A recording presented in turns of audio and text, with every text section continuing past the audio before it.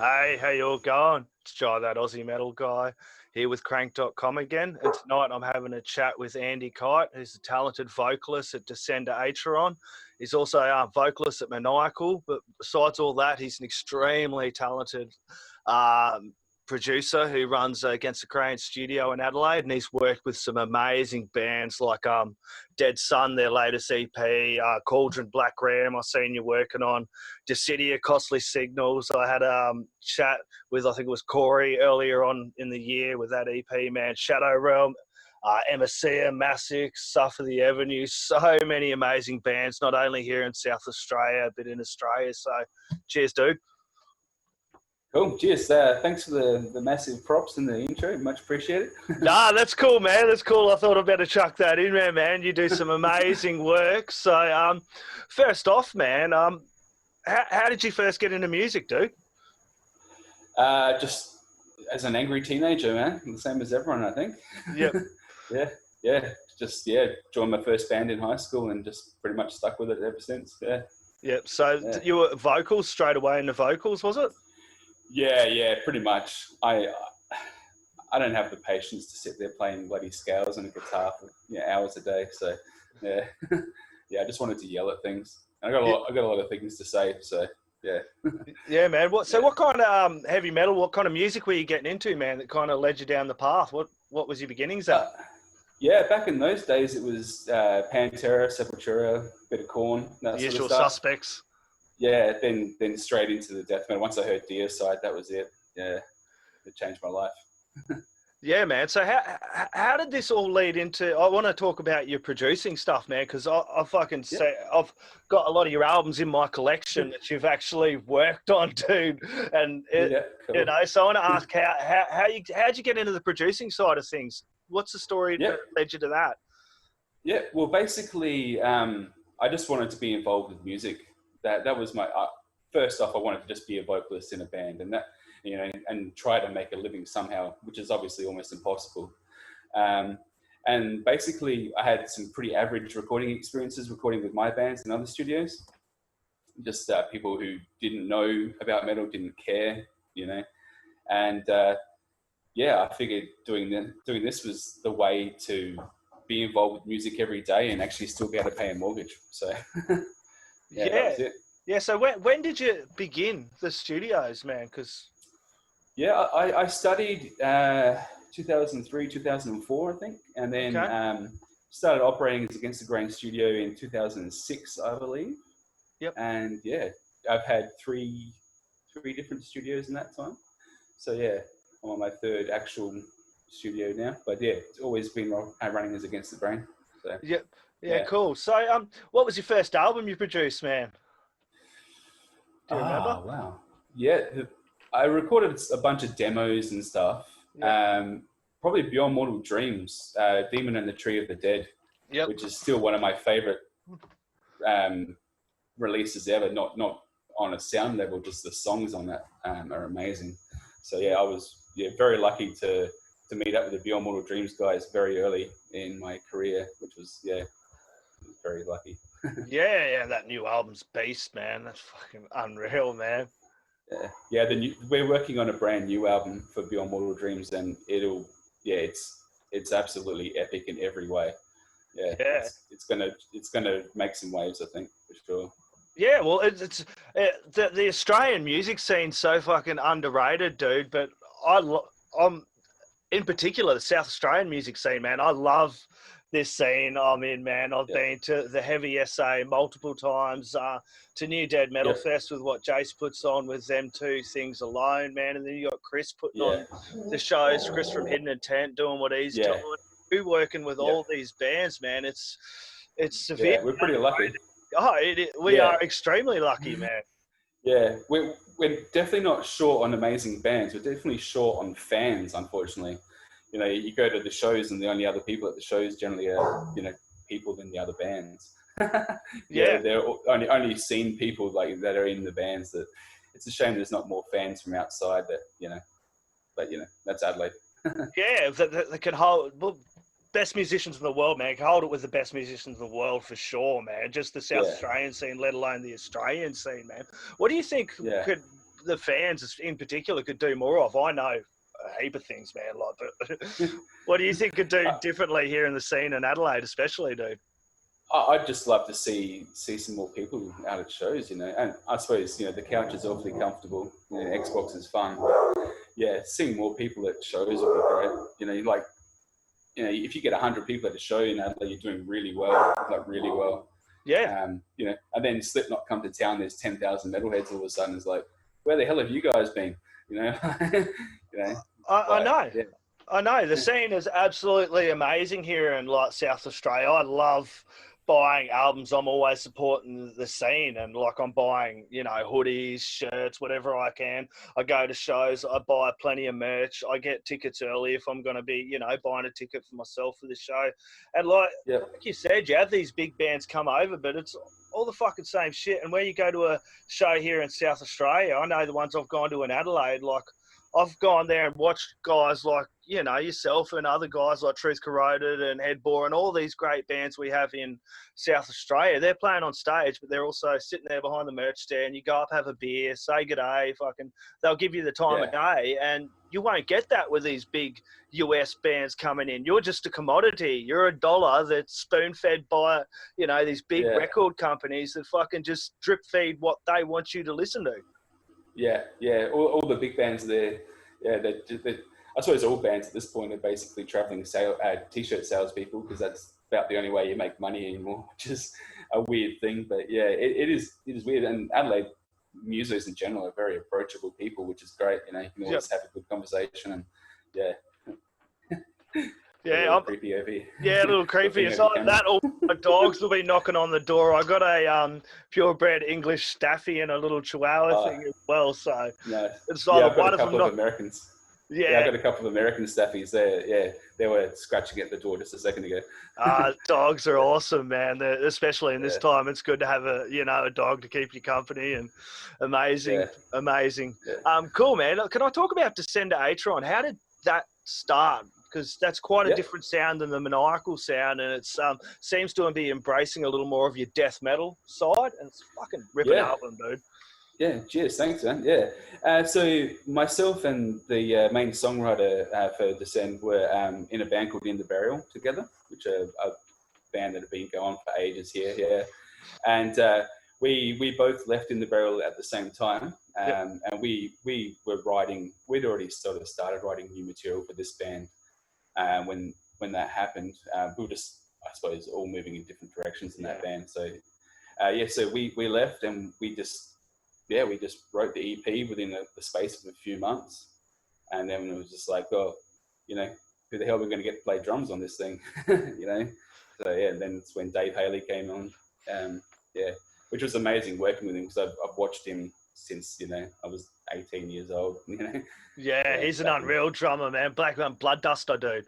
I remember him drumming for Blood Duster. I love Blood Duster, dude. I actually got up the other day and had to crank that so loud. I reckon my neighbours were listening to that as well. So. Yeah, I mixed those guys live once at the Mammoth album launch, and they played Pawn Store Stiffy like 3 times in a row. It was hilarious. They're like, no, that was shit. Do it again. And they just kept on playing it. It was bloody hilarious. Yeah, an amazing band. And Dave's also Psycroptic, King, Ruins, Abramelin. He's just such a talented drummer, right? It's amazing what he's done.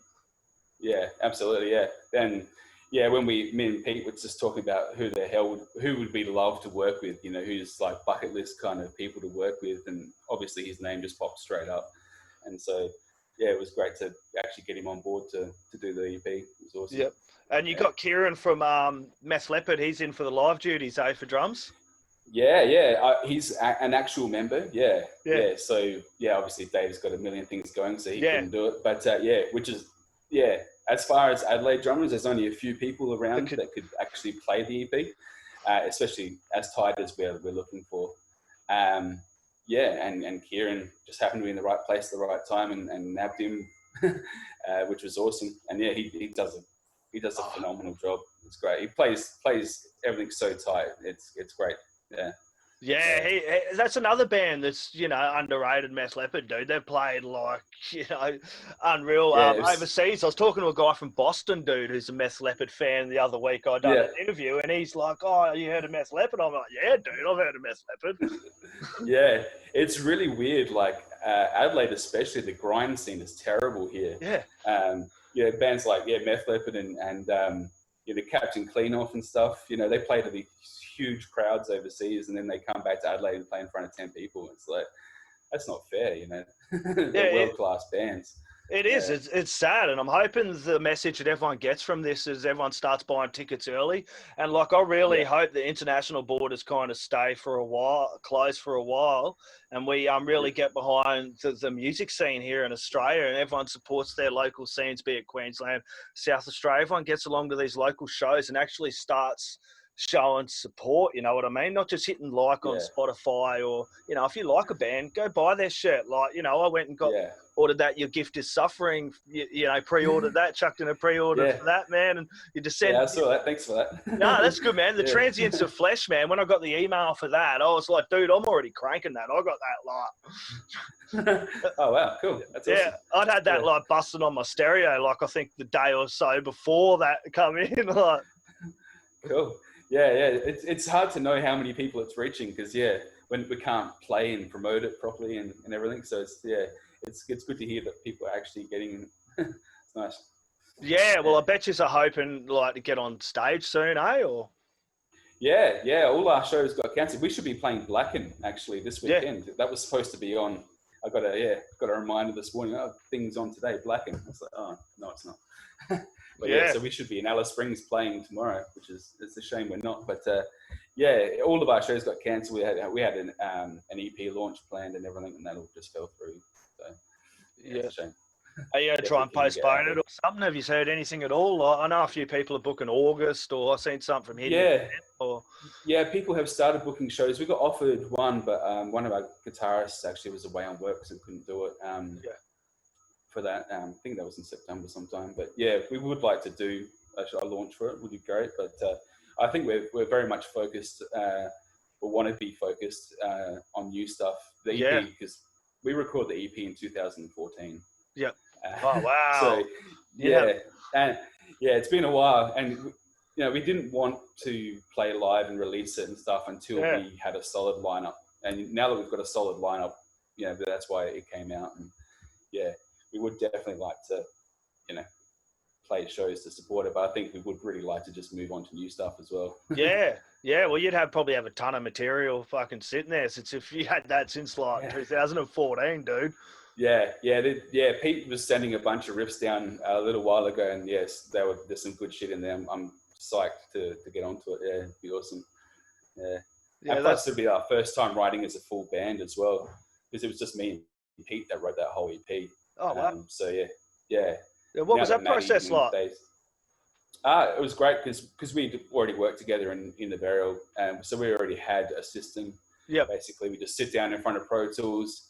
And it's like, oh, I've got this idea for riff, and he just plays a little bit. I'm like, oh, you should go here now, and we just spitball ideas, and and we record them as we're going.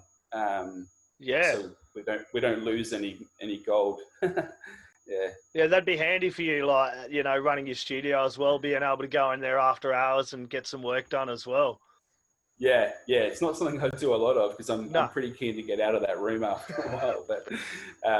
That's another reason why the EP took a while, because me and Pete both work for ourselves in different jobs, and when you're working for yourself, if you're not working, you're not earning any money, so it's hard to justify time to spend on fun things. I can't recommend enough that the people get over and check out what you're doing with Against the Grain, and just some of the quality and caliber of bands that you have worked with out of there, dude, and there, like, it's amazing, dude.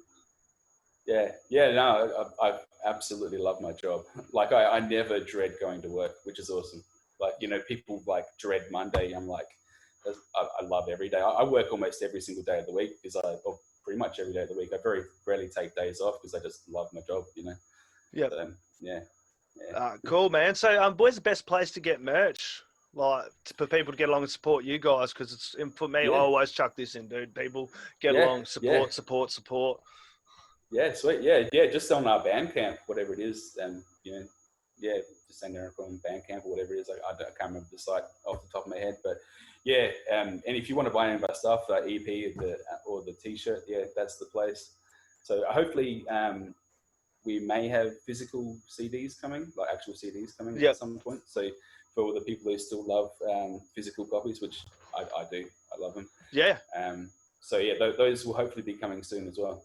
Yeah, it's good because you got some pretty killer artwork for the cover there, dude. And it seemed, it'd be really cool. For me, that was one of the things I used to go into album stores and, you pick a CD, mostly like metal ones, just because of the cover, and you'd hear like, oh, fuck yeah.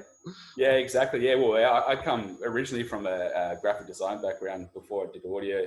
So yeah, I'm very visual as well. So yeah, that's a massive part of the experience for me. Just like even just the smell of a freshly printed booklet, it's amazing. So yeah, I really like that side of it for sure. Yeah, there's things you can't get with like a digital copy, man. I'll come back and harp on, there's things you're not going to get by just listening on your Spotify. If you go buy the album, you get a fancy book. Like I'll just mention Abramelin, man, because I was talking about that the other day. The fancy artwork you got in that, the photos and the amount of effort they put into it and the details. You got little, there's always the thank you. I used to love reading the thank yous and the song lyrics and everything else you can't get with a digital copy that you're going to get with an album. But that's the thing. People got to get along and support the band too. Well, press these awesome CDs, the fans got to buy them.